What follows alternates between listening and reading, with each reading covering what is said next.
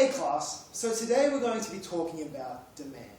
We're going to work through the definition of demand, we're going to talk about the law of demand, and finally we're going to create our first demand curve. But first of all, we need to think about what we've already learned so far. And we've learned about markets.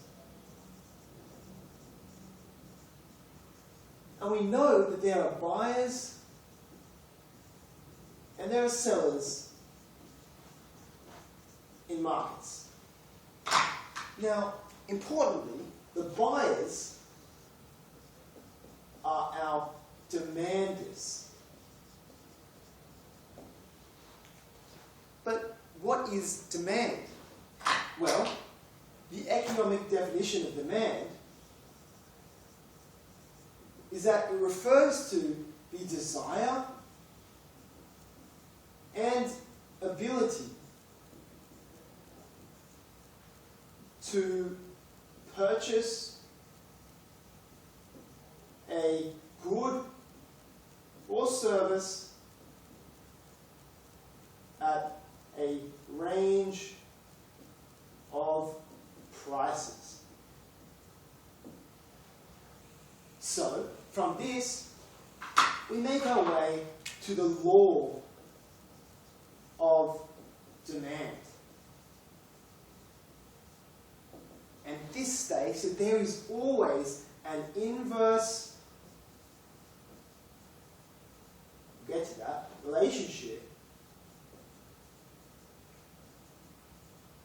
between the price of a good and the quantity demanded, again, of that good or service. Now, what this is trying to say is that as the price of a good goes up, the inverse relationship will equate to the demand for that good going down. And as the price of that good goes down, the inverse relationship says that the quantity demanded will go up. So now we can go and take that information to our demand curve. Now we'll label the axes, so the y-axis will be P for price, and the x-axis will be quantity demanded, QD. Now let's talk about a market for coffee. Cups of coffee. Now, let's say a cup of coffee is at the very, very, very high price of $7.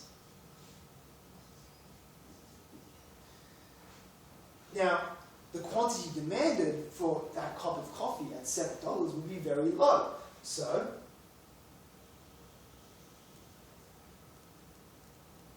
let's say 1,000 people demand coffee at $7. Now, as that price decreases, and we go to, say, $6,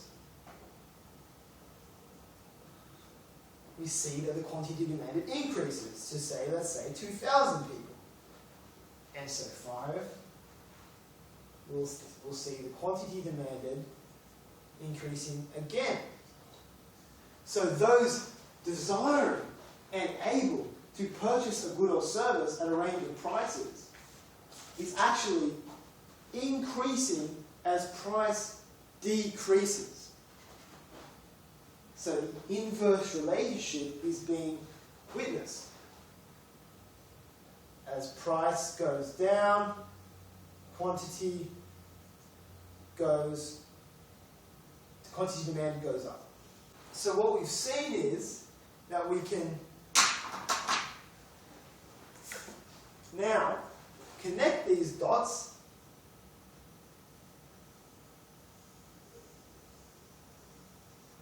and draw out our demand curve.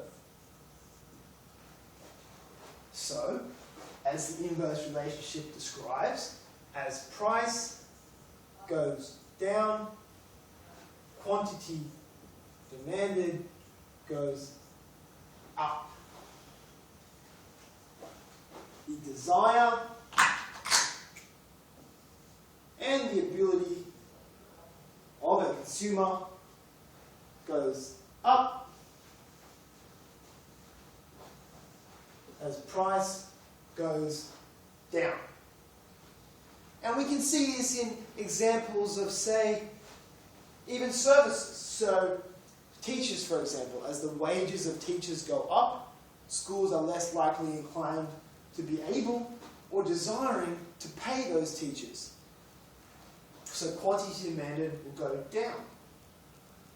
So as price goes up, quantity demand goes down. As price goes down, quantity demand goes up.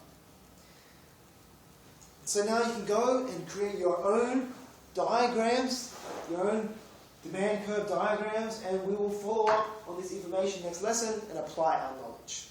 See you, class.